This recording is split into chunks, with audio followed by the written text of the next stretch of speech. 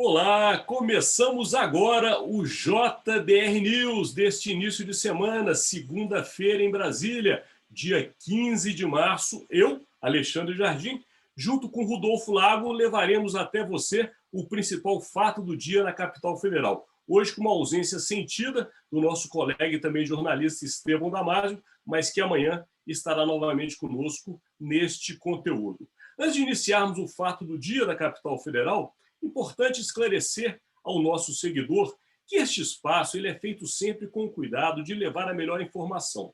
Nós pegamos sempre o fato que é o mais discutido, debatido, não somente no meio da mídia, como também nas rodas do poder, já que conversamos com todas essas áreas. E levamos para você uma análise sempre buscando a imparcialidade. Aqui não temos lados políticos, muito menos tendências. Procuramos, nestes 30 anos de experiência e cobertura jornalística na capital federal, levar uma análise do fato. Às vezes, o fato pode ser considerado positivo. Isso não significa que é uma tendência a determinado ente ou ator político. E, muitas vezes, também é considerado negativo. A ideia é levar uma análise, levar para você o que não está na mídia, um conhecimento que nós adquirimos nesses anos todos.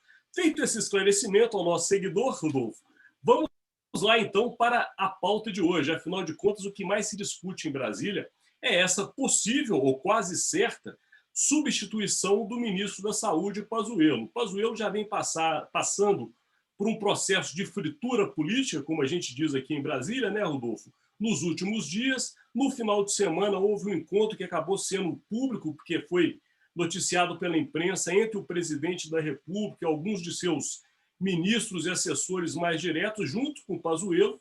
Já se preparava ali a saída dele, uma conversa com uma médica muito respeitada no país, doutora Ludmila Ajar, mas que acabou nesta final de manhã, podemos dizer assim, desta segunda-feira, um pouco antes de começarmos essa gravação, ela declarou que realmente recusa a oferta e o convite para ser a nova ministra da Saúde. E por que isso? Segundo a apuração dos nossos colegas na imprensa, por conta de dois pontos básicos e fundamentais no caso da doutora Ludmila. Primeiro, ela é favorável ao isolamento. Ela acha que não pode haver um combate se não for dessa maneira. E o presidente queria um posicionamento contrário a isso.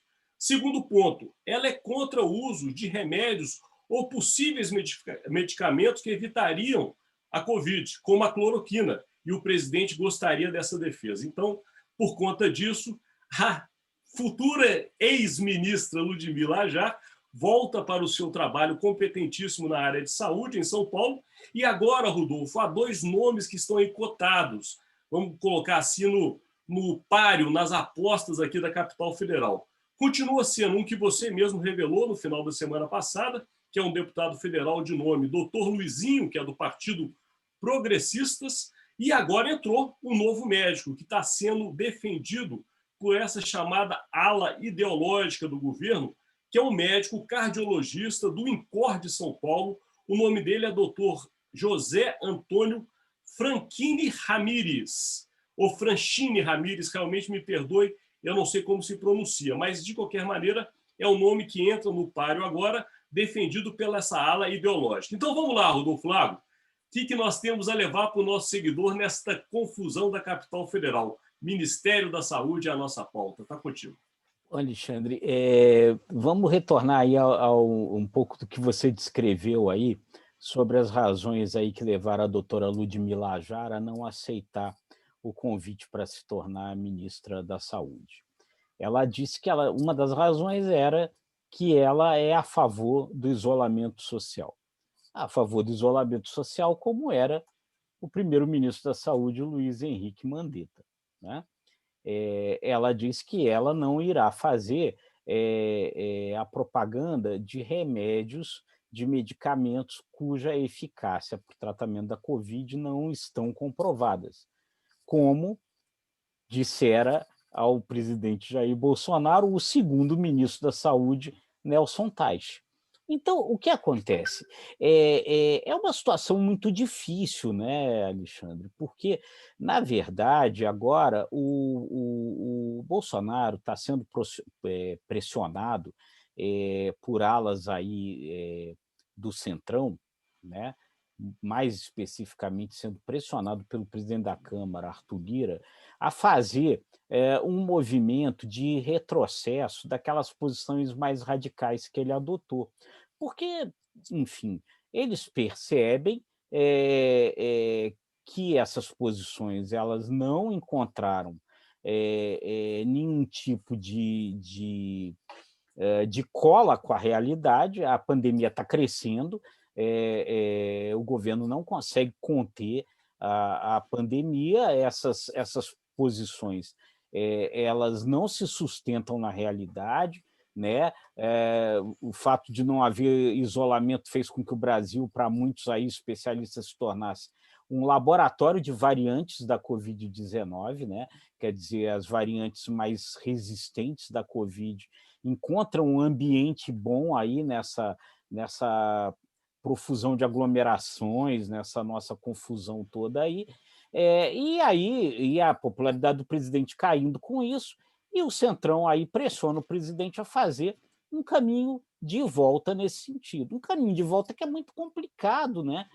Porque as pontes foram de forma muito veemente queimadas nesse processo. Então, a essa altura, fica muito difícil para um profissional de saúde, como se viu aí com a Ludmila já, aceitar isso porque impõe essas condições. Ao impor essas condições, o presidente não aceita essas condições. Então, ele vai em busca de alguém. Por outro lado, né, o Eduardo Pazuello aceitou as condições do presidente e acabou se queimando profundamente com isso, né? Está respondendo inquérito no Supremo, existe a possibilidade de uma CPI, e aí o que o Centrão diz, olha, para se livrar dessas coisas, nós temos que achar alguém com um outro perfil, porque senão vai ser trocar 6 por meia dúzia.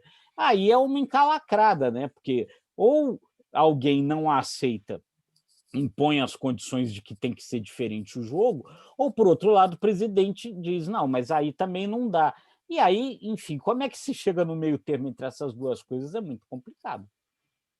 Você tocou, acho que, no ponto central e o mais sensível dessa possibilidade de troca, porque o presidente já deu demonstrações claras, pelo histórico, inclusive, Rodolfo, que você acabou de fazer, que ele não aceita ministros, na verdade, da saúde, que são contrários ao seu posicionamento. E Pazuello foi muito bem-vindo pelo presidente justamente porque aceita à risca tudo que o presidente determina. Só que agora você colocou justamente o grande problema. Onde colocar uma pessoa que fique à frente do Ministério da Saúde, que tem um histórico profissional e que, obviamente, não vai querer queimar esse histórico, como aconteceu com os antecessores, mas que, ao mesmo tempo, aceite justamente o comando do presidente no sentido de teses sanitárias de combate à Covid que o mundo científico não aceita. Esse é um grande problema, porque é realmente uma dificuldade imensa. Realmente o problema está instaurado. E hoje, inclusive, Rodolfo, levando para o nosso seguidor uma informação, o vice-presidente da República, Hamilton Mourão, deu uma entrevista defendendo o Pazuello. Ele, inclusive, chegou a dizer que ele confia muito no Pazuello e disse mais, que dificilmente um outro ministro da Saúde vai ter tanta resiliência no cargo quanto o Pazuello, que está aguentando pressões de todos os lados e está aceitando continuar. E ele falou mais, ele falou que o problema na saúde é muito mais da população. E vou até abrir uma aspas do Mourão. Ele disse o seguinte, a população brasileira não gosta de respeitar regras. Fecha aspas. Ou seja, ele quis dar a entender que por mais que se faça um trabalho de combate à Covid, a nossa população, e ele não está sem razão nesse sentido, não contribui no sentido do quê? Do isolamento. Veja a contradição. Ou seja, o próprio vice-presidente chama a população, que somos todos nós, de um povo que não respeita regras, por quê? Porque não aceita colocar máscara, porque não aceita se isolar. E é justamente esta tese que o presidente quer que o novo ministro da Saúde defenda. Como é É, é que uma, faz? é uma contradição, né? Quer dizer, a gente fica pensando se isso daí de fato é justo, né? Porque se não são essas as recomendações que o presidente da República, que é uma figura que as pessoas respeitam, que é um líder, né?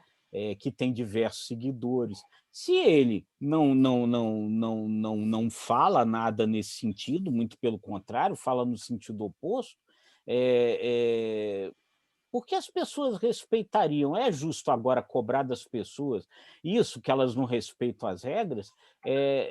Elas não respeitam as regras ou elas seguem aquilo que o presidente da República vem falando há um ano? É muito complicado, né? Porque o presidente fala a todo momento a essas pessoas que elas não devem respeitar essas regras. A Bia Kicis, deputada Bia Kicis, que é uma figura muito fiel ao bolsonarismo, hoje mesmo fez uma postagem nas redes sociais dizendo que isolamento social é ditadura. Então aí fica meio difícil. Eu acho que talvez o grande problema seja essa coisa, esses sinais trocados, isso está deixando a população muito confusa, eu acho. Lembrando ao nosso seguidor que a deputada Bia Kicis hoje é a presidente da poderosa Comissão de Constituição e Justiça da Câmara. Mas dizem também, Rodolfo, que o presidente tem sido pressionado para se vacinar.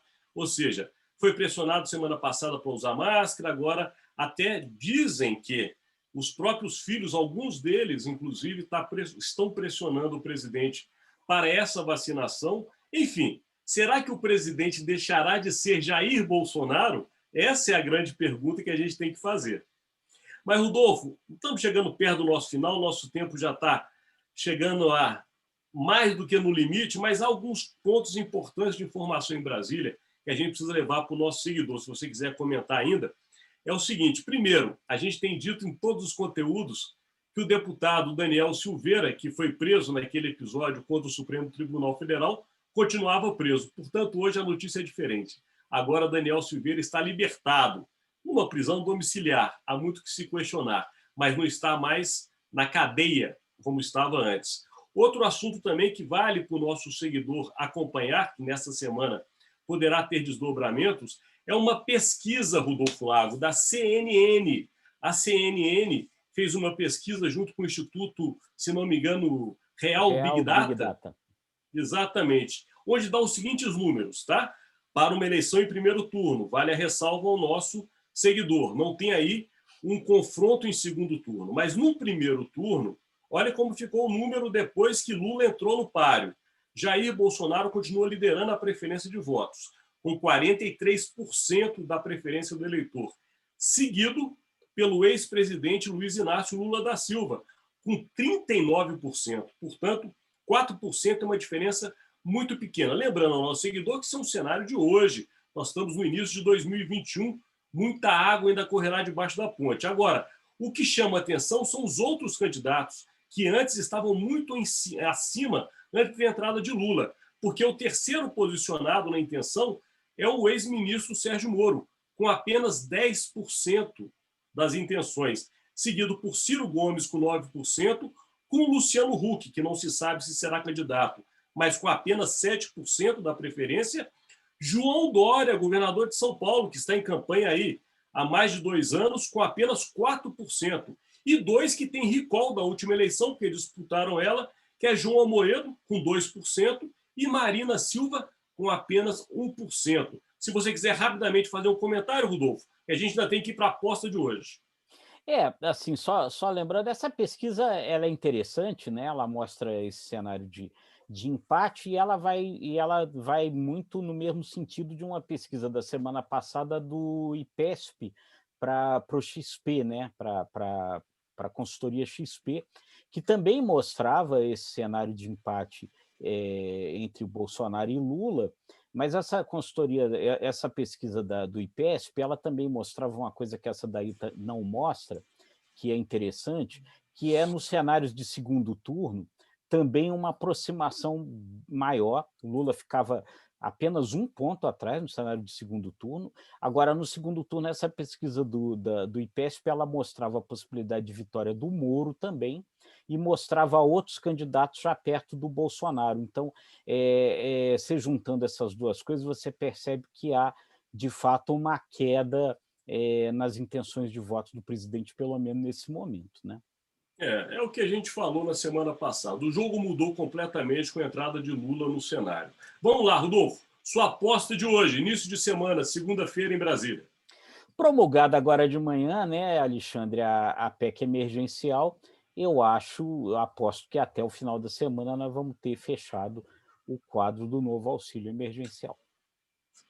E a minha aposta vai para o Supremo Tribunal Federal, que na semana passada fez muito barulho aí, até com discussões entre ministros, mas que inicia a semana com uma, digamos assim, esvaziada da possibilidade da queda do decreto de armas do presidente da República, uma das suas bandeiras de campanha, porque a ministra Rosa Weber resolveu pedir vistas e, com isso, a decisão que estava pautada para essa semana cai, sem data, para voltar à agenda do Supremo Tribunal Federal. Com isso, chegamos ao final, Rodolfo Lago, do JBR News desta segunda-feira. Lembrando que este é um conteúdo feito em parceria pelo Grupo Imagem e Credibilidade e o Jornal de Brasília, e está sempre disponível no site do Jornal de Brasília, do Imagem e Credibilidade, nas redes sociais e também no Spotify. Até amanhã, meus amigos. Tchau, gente. Até amanhã.